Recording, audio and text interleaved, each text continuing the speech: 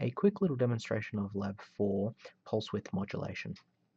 What we'll need for this lab is a servo motor. So this is a limited servo motor. It's not the continuous running servo motors that you'll be using for your wheels, but this one here will only go between 0 and 180 degrees. Our Arduino Nano, and a few LEDs, a few switches, and some extra 10K resistors for our couple of switches. The first part of Lab 4, we need to hook up some LEDs. So we need to hook up an LED to pin 5 and connect some switches with pull-up resistors to pin 7 and pin 8. We'll also connect our servo to pin 9, and then we'll get ready for some coding. So I'll just hook these up now quickly. So we're going to get our little switches and we're going to place them into our board. I'm going to place them over here. Switch 1 and switch 2. Now our switch 1 is going to be connected to pin 7. So there's our pin 7. I want to connect switch 1 up to that. And our second switch is going to be connected up to pin 8. There we go. The other end of our switch is going to be connected up to ground. I'll connect that up to my ground connection.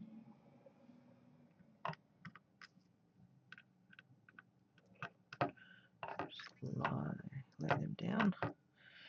And our ground will connect up to our ground on our Arduino. Our LEDs, well, they're going to be an active low driven, so these LEDs will be from the positive rail going down into our Arduino, so this will connect up to our 5 volts.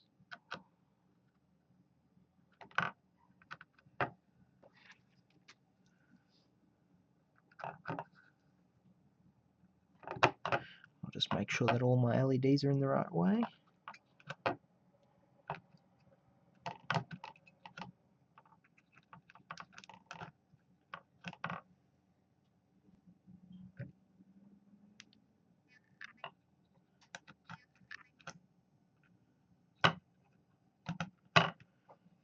There we go. And I'm going to hook up one of my LEDs up to pin 5.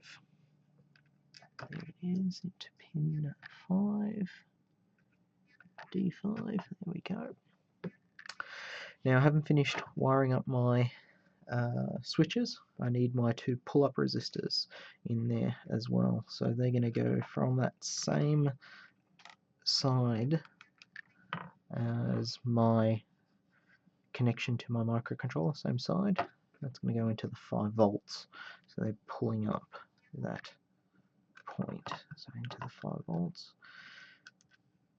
And what we've noticed is some of these breadboards in the labs need to actually have a connection across this blank spot here. My one doesn't, as you'll see there, it's got the lines that go right along the entire length, so the coloured lines go right along the entire length. If yours does, all you need to do is connect up a wire, and that'll just jump it over. Okay. Part 2, setup pins.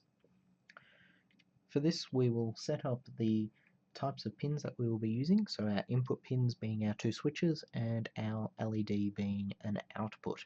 So first what we're going to do is we're going to declare the pin numbers. So above our void setup, we will declare some variables.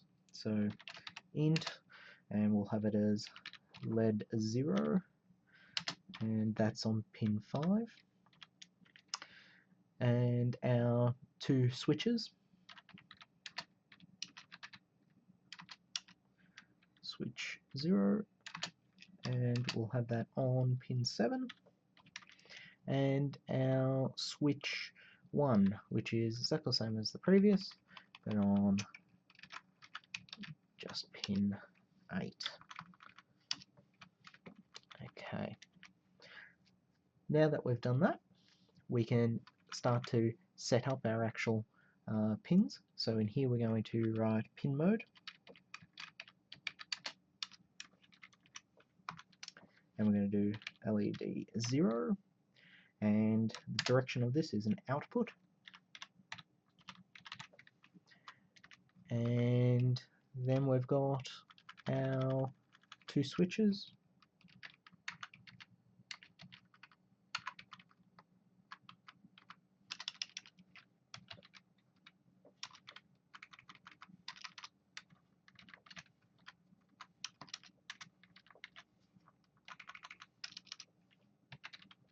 and don't forget to put at the end our semicolons to close off the lines.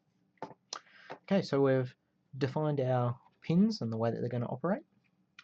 The next thing that we need to do is we need to write a little bit of code that will enable us to use these pins. So at first point, just to make sure that this is working, we will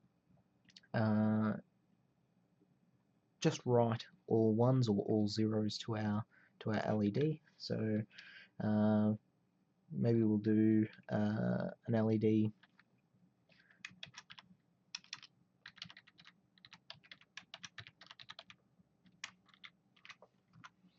so LED 0, and we will say that's low.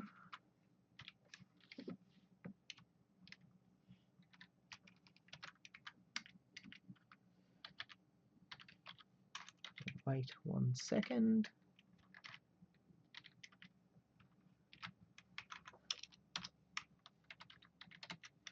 Write it high, and wait 1 second again.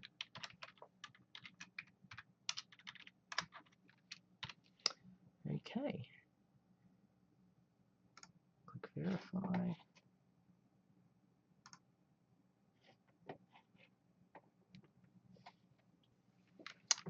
Plug in our Arduino.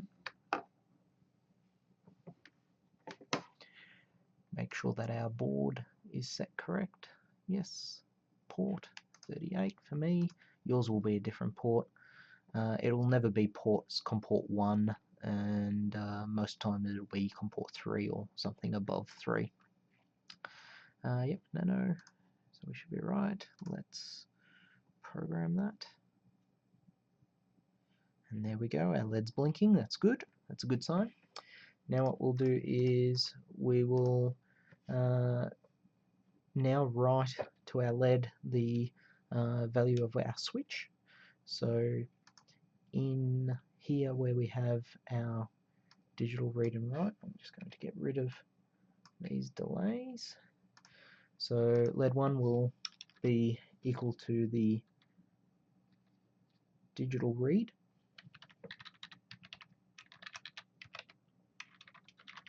of SW0, and I'll upload that.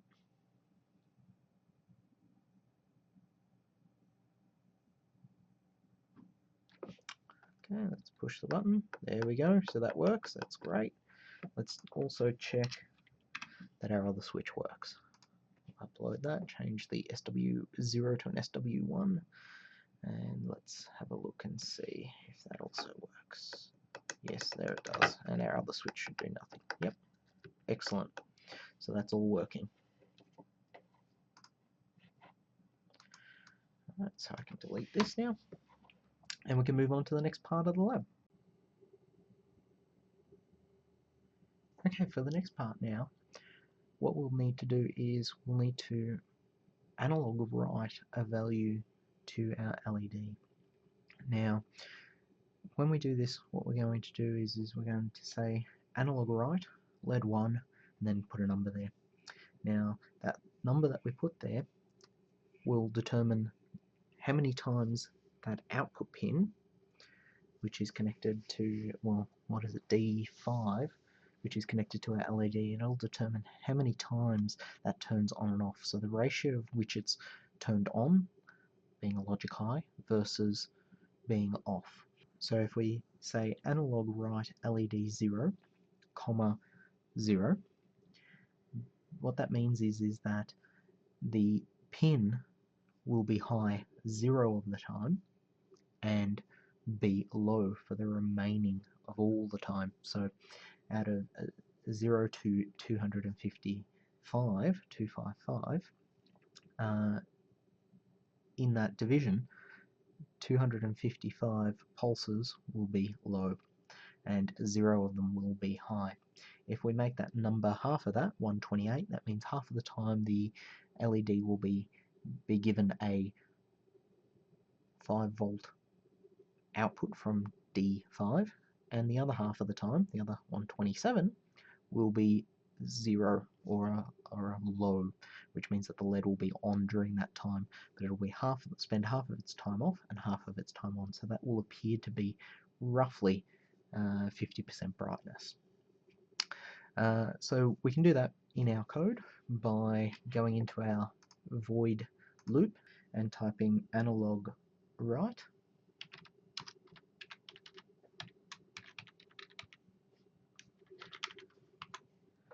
LED 0, comma, let's have the LED on full, so we'll put 0 in there. And we'll execute that, upload. Needs to be a comma.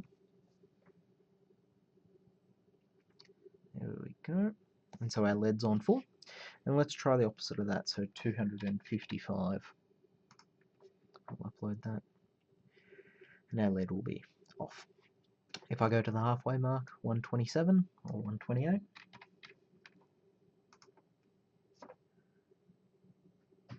and our LED will be roughly half brightness. Now, it's very, very hard to tell that that is half brightness, but it is on half of the time.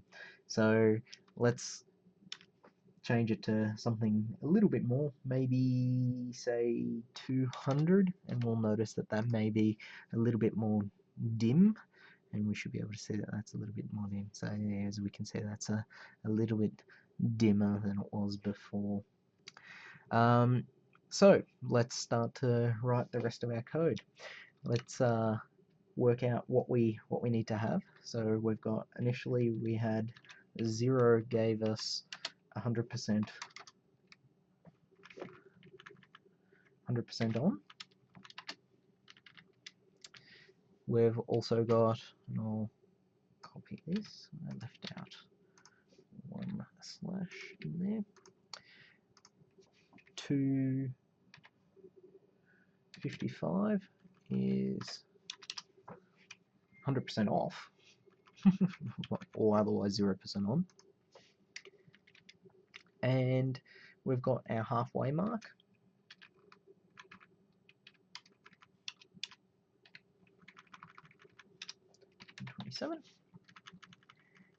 And we need to work out what 75% will be. Well, 75% on is going to be closer to the 0 mark, so it's going to be halfway of this 127. So halfway between 127 and 0 is going to be our 75% mark. So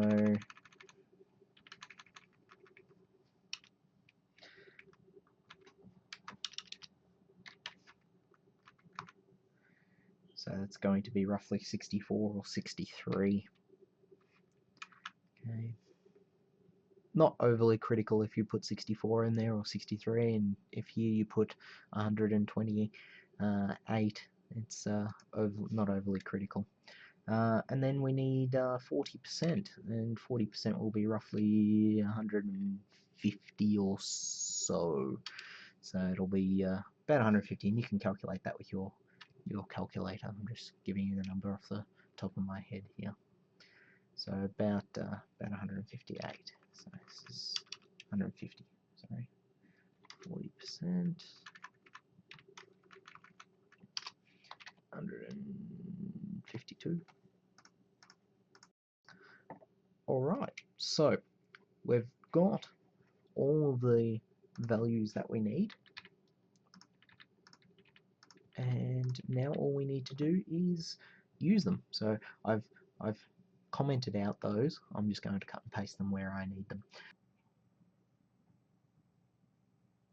Okay, so what we'll do now is we'll have a look at part 3 of our LED brightness controller. In this section, what we need to do is we need to look at what our 2 push buttons are doing, and if our 2 push buttons are pressed in a certain sequence, then we need to execute our analog write to our LED at a specific brightness. So we've been given 4 cases for our 2 switches, and they are to represent the LED brightness of 10%, 40%, 75%, and 100%. So we need to add one more into our group here, which is our 10%, and so 10% of 255 is roughly 25 or so. So we take away 25 from 255, and we'll get somewhere in the order of about 230. So that'll be about right. So 230, and this will be about 10% on. Alright, so what we need to do is we need to set up some conditional statements, and we need to look at what our push buttons are. So we'll say if our logic, they are a active low push button, so if low is equal to our digital read,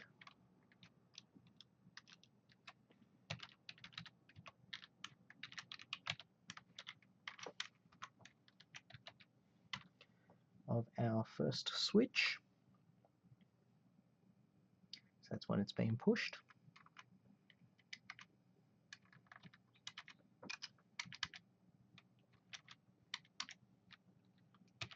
else, so this is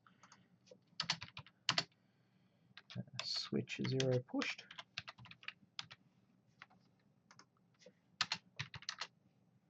and this is switch 0 not pushed. Okay.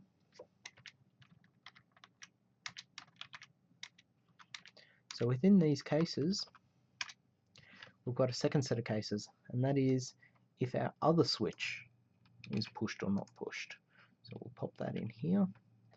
We're going to pop that again in our else statement, and we're going to fix this up a little bit. So we'll have if our switch 0 is pushed, or if switch 1 is pushed. Let's tab all this in so it looks correct. And we have our other else statement, so this is the closing off of our if statement up there, our other else, and so else switch 1, and we're going to essentially rewrite this multiple times. So I'm going to just grab this, hit tab on that, there we go, lined up nicely. Okay, let's change that and change that to 1. So if switch 0 and switch 1 are pushed, both are pushed, that's 100% brightness. So I'll go and grab my 100% brightness, which is just here, and we'll pop that into there.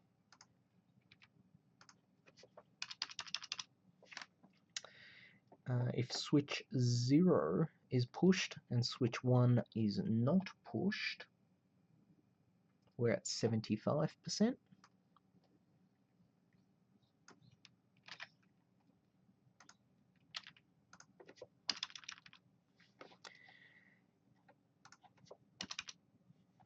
If switch 0 is not pushed and switch 1 is pushed, we're going to be at 40%. Go and grab our 40%.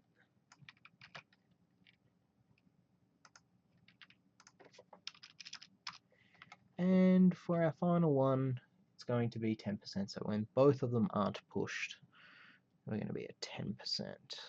Where's our 10%? Down the bottom here.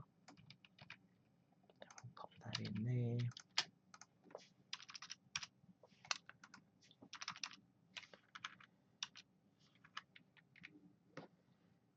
Okay, and we should be okay. Let's verify. Let's see if we get any mistakes picked up. Nope, we're all good. Okay, let's write it to our device. Okay, so nothing pushed. We're at 10%. We've got an increase in brightness. Yep, I think we're all good. So we've got 10%. We then have 40%. We have 75%. And we have 100%. Excellent. So reading the question, what we need to do is write some code to control the LED on pin 5 using PWM to control the LED so that it fades brighter and then dimmer repeatedly forever with a period of about 2 seconds. Okay, so we're going to make an integer, and this integer is going to count up to 255, 0 to 255, and so we're going to call this, I don't know, let's say it's fade out, and it's going to equal 0 initially. And so what we're going to do is we'll write a for loop that'll enable us to count up the integer, which will be our fade out.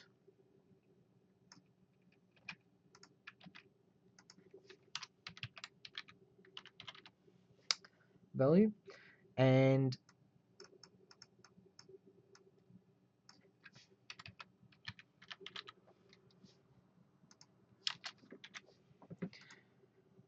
we're going to count this fade out number up, counting up from 0. We're going to count it all the way up to 255, and then we're going to count it all the way back down again.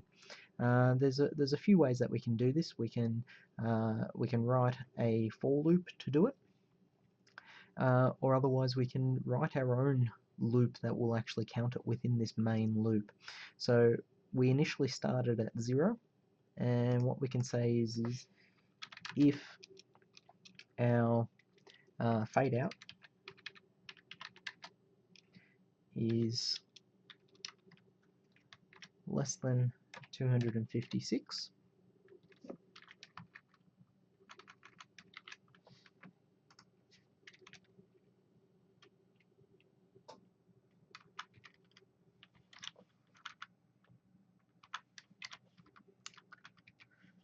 we will display the fade out number, and then we'll add 1 to it.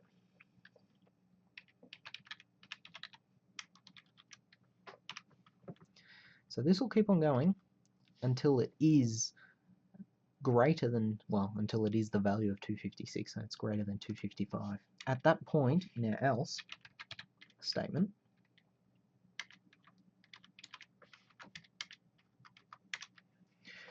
we need to revert that fade out back to either 0, or otherwise counter back down.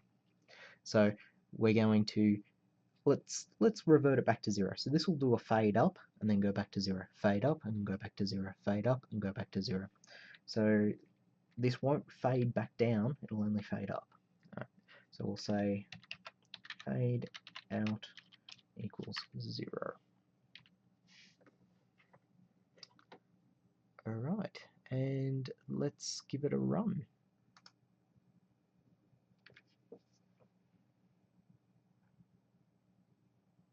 Now that's doing it very, very, very, very quickly. We need a delay.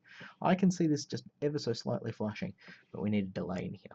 So what we'll do is we'll put a nice delay in here of, let's put it as 50 milliseconds, and don't forget our semicolon, and run. So hopefully we should see this now. Might be a little bit better. There we go, it's fading out, it's fading out. We're probably actually too slow, but there we go, faded all the way out and started up again. So you'll notice it actually stays fairly bright for the first section of that count, and then gets dimmer and dimmer and dimmer as we go. So remember, as we're getting larger numbers, we're getting dimmer. Okay, larger the number, the dimmer it gets. All right.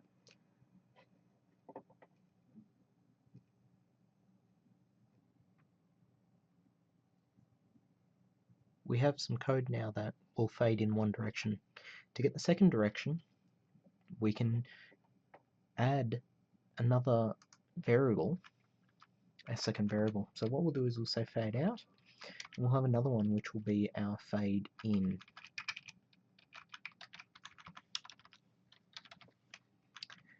Okay, and what we're going to do is a roundabout way of getting this to work. Now, it's not the best way of doing it, but it's a way of doing it that we don't use for loops. So we're going to actually use the main loop, which is our loop void, to do everything for us without having to use a for loop. And then I'll show you a second step later how to use for loops to do this in an easier way.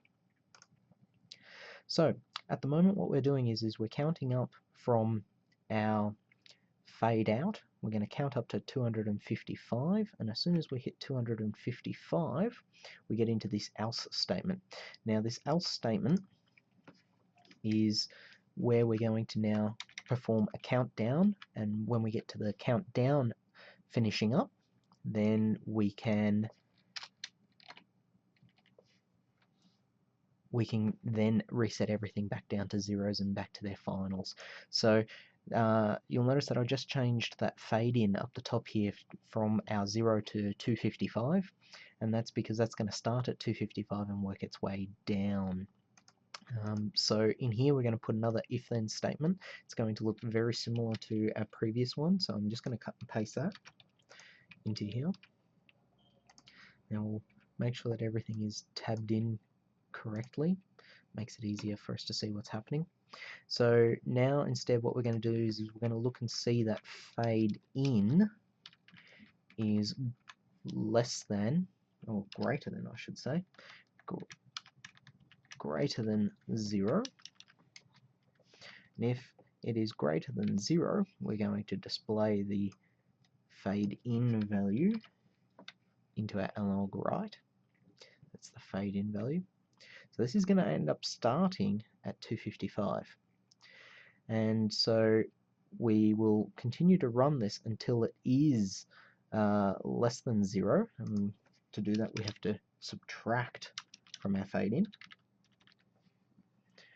Again, we've got our little delay, so we'll subtract from our fade in, and this will continue to count down from 255 until we hit 0. When we hit 0, that will be our else statement.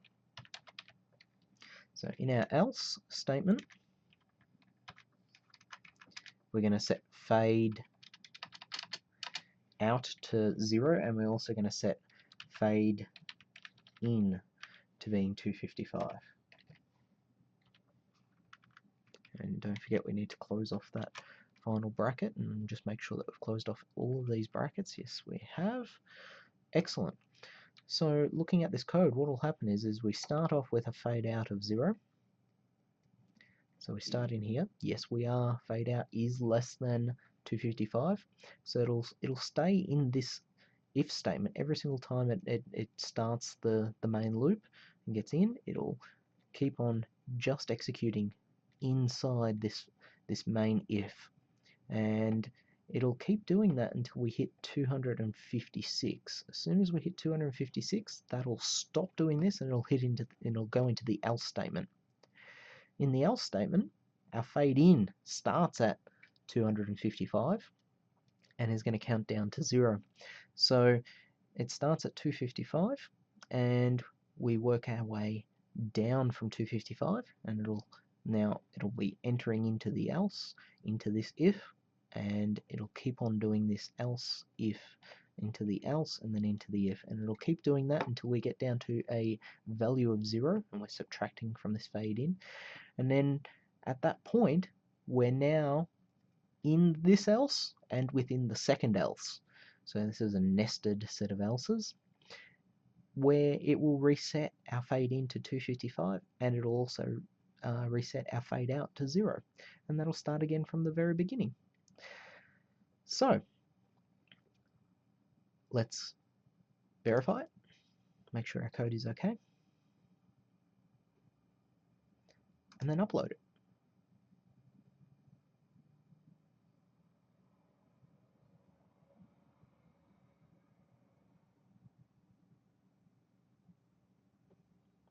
So you'll see the LED's getting dimmer and dimmer and dimmer. Now it's getting brighter and brighter and brighter. And let's see if it repeats.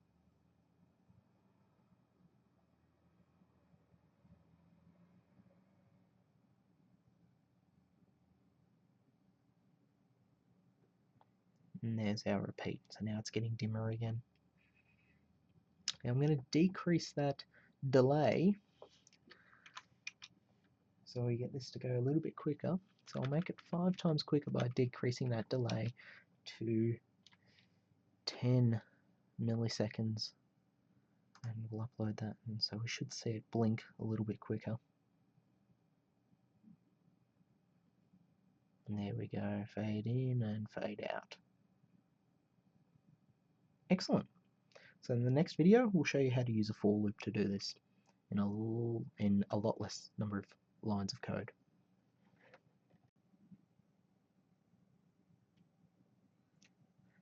Now we'll convert our code from this very, very lengthy piece of code that we have to flash our LED into something that's a little bit shorter using for loops. So if we go to the Arduino website and have a look at the reference material, and we look at the reference material for our for loops, we're given a little bit of info here as to how our for loops work. So our for loops start off with an initialization of a variable. In this case, x will be 0. We have our final test case, which is what we will count up or down to, which will be, in this case, when x is, it'll continue until x is greater than 100, okay? So that's why it says x is less than 100, it'll continue whilst this is still true. And we'll increment the value of x by 1 here. You can change this to being incrementing by 2s, 3s, 4s, and 5s. Or counting down by writing x minus minus. So what we'll do is we'll use this to write a little bit of code that takes care of our counting sequence so that we don't have to actually do it manually.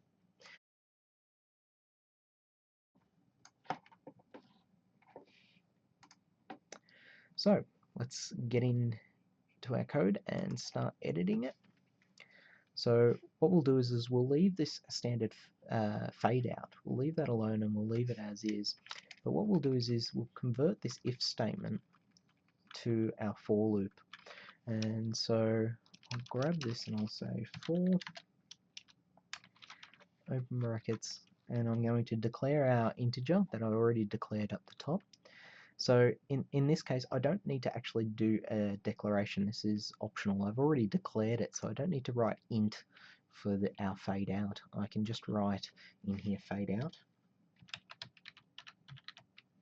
And I can say that our fade out is going to start at our 0 mark. It is going to have a test case, so that is the final count. What would be the final count? Well, when fade out, as long as it's less than 256, and we're going to count up, so this will be fade out plus plus. So we're going to count up by 1, and we can leave this code as the same, except we want to get rid of this fade out plus plus. Otherwise that would be counting in 2s, and that's actually an easy way to get this to count into 2s. You can put another plus plus in here, fade out plus plus underneath there, and that'd count up in 2s, so it'd go a lot quicker. And then I will replace our final fade out or fade in section with a similar line of code. So I'll grab that for loop, pop it down here, And so here this will be fade in. It's going to start at 256, and it's going to be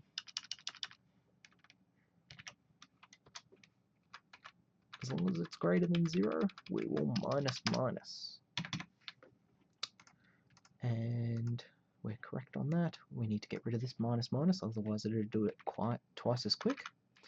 And we can get rid of the rest of all of our other else statements. So we'll just make sure that we've got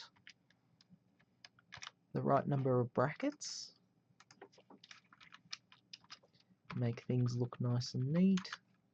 Tab, tab, tab, tab. Okay, and let's give this a go. Let's verify it. Yep, and let's run it.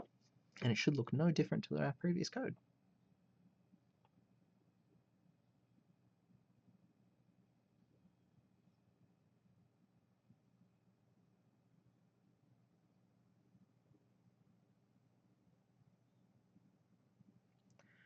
Okay, so we have an issue here. What's the issue? I forgot to change the rest of my fade outs. So if you have a look at the code here, I forgot to write this as fade in. And fade in. Now, technically my code was okay, and that's why when I verified it, it said it was okay. But obviously it's not performing the way we want it to. Alright, so let's give this a second go. Let's re-verify. Yep, I haven't left out any semicolons. And let's run it again. And now it should be the same.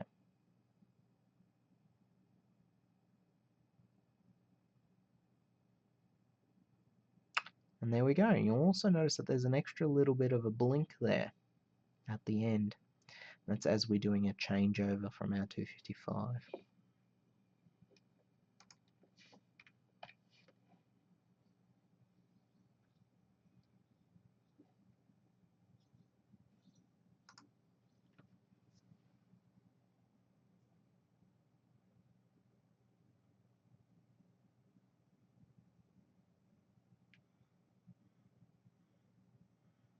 Okay, so one of the little issues that we saw there, that little extra blink, was due to the fact that we initially started at 256, okay, and then we were changing it back down. So we just fixed that there by changing that to 255. And we're all done. Excellent.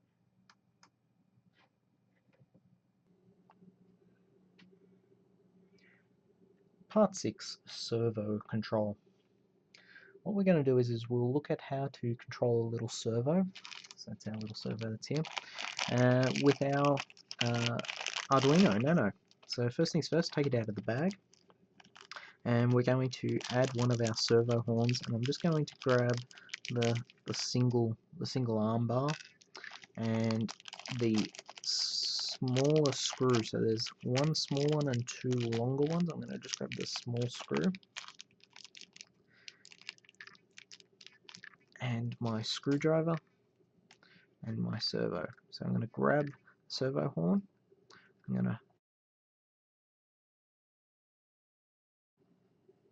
to pop it onto the top of my servo, pop the screw into there, and I'm going to just screw that down gently.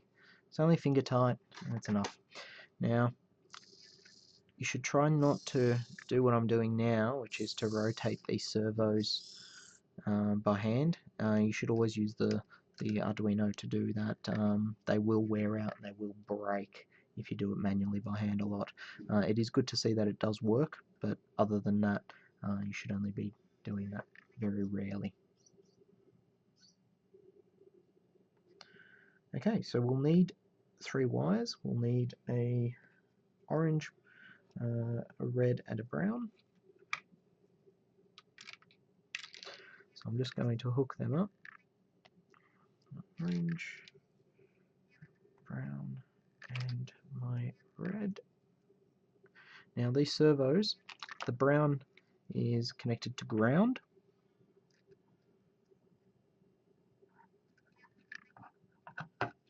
The red is to 5 volts. And the orange is going to go to pin 9, which is our signal to get our servo to rotate.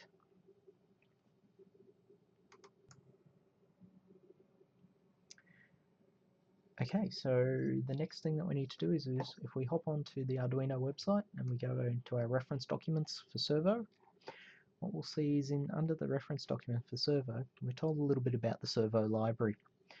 We're also given some functions as to that we can execute as part of the servo library, and some examples.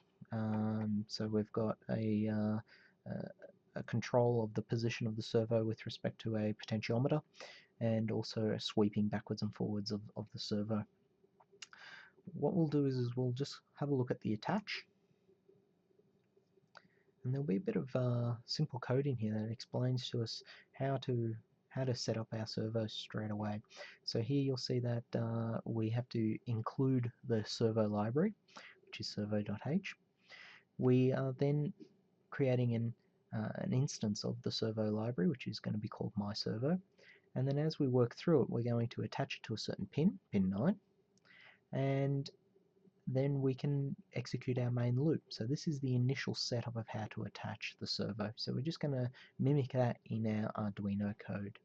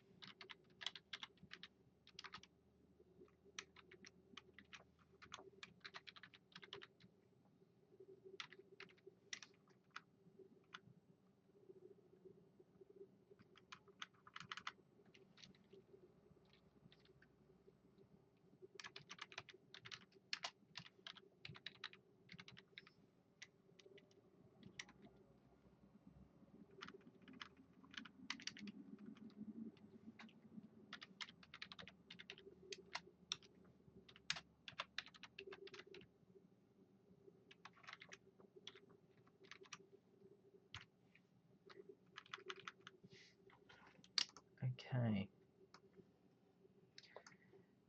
so we've got our setup correct. Now we want to write to the servo and actually get it to do a movement. So the way to do that is to get into the write function and have a look in here. So all we need to do is say myservo.write and then put the angle in.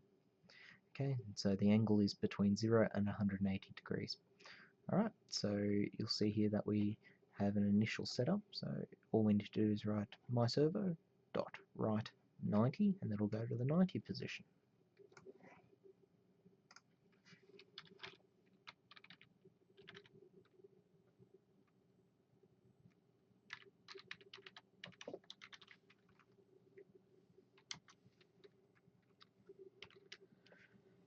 Okay, let's verify our code.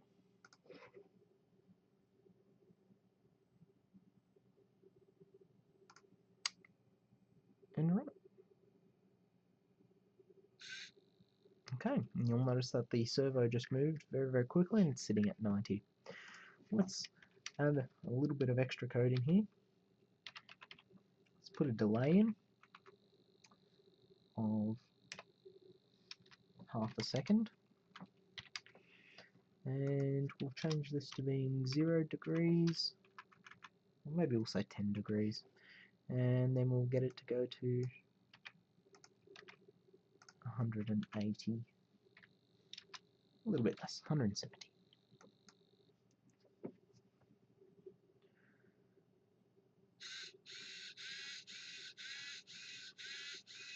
Excellent. So that proves that our servo is working. So now what we need to do is incorporate our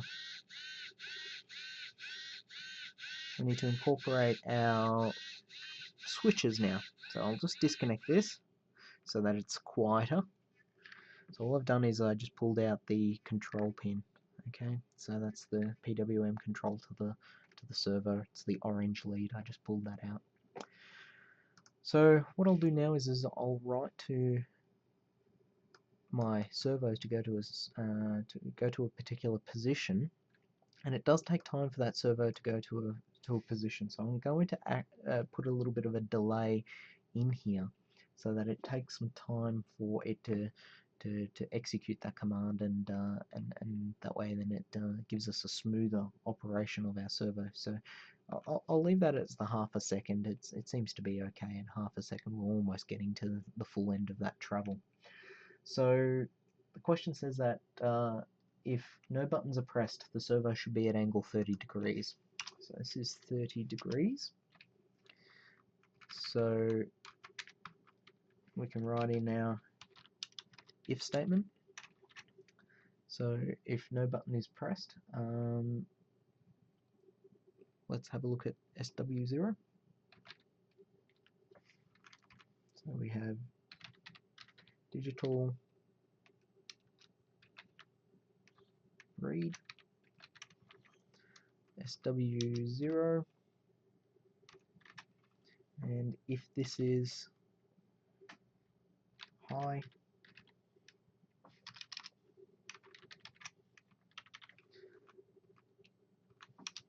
that means that, got a commenter code, that means that the push button is not pushed.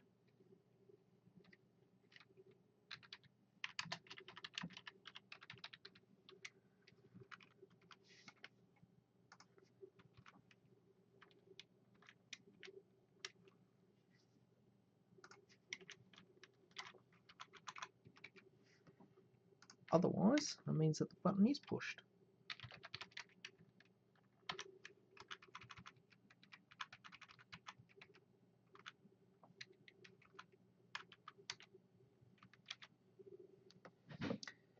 And we want to go to 110 degrees.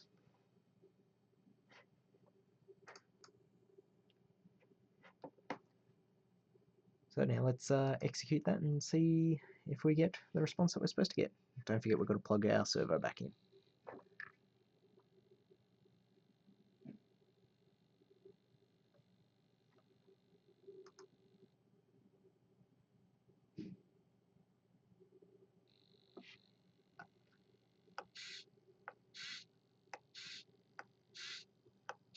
Excellent. So we're at 30 degrees, push the button, we go to 110.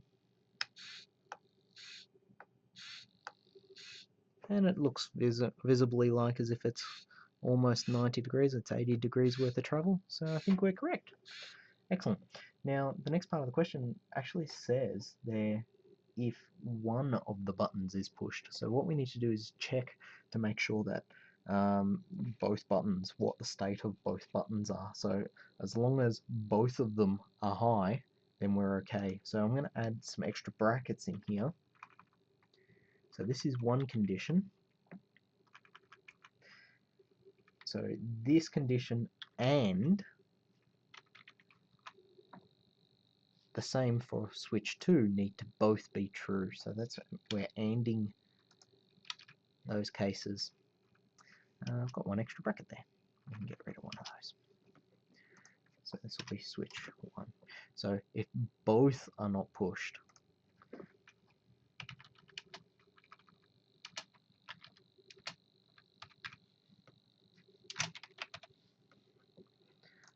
okay, let's upload our code.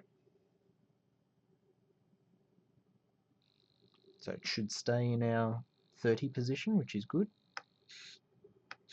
Pushed one of the buttons, it went. Push the other button, it goes. Now I can push both at the same time, and it goes as well to our 110 value. And then our return. Excellent.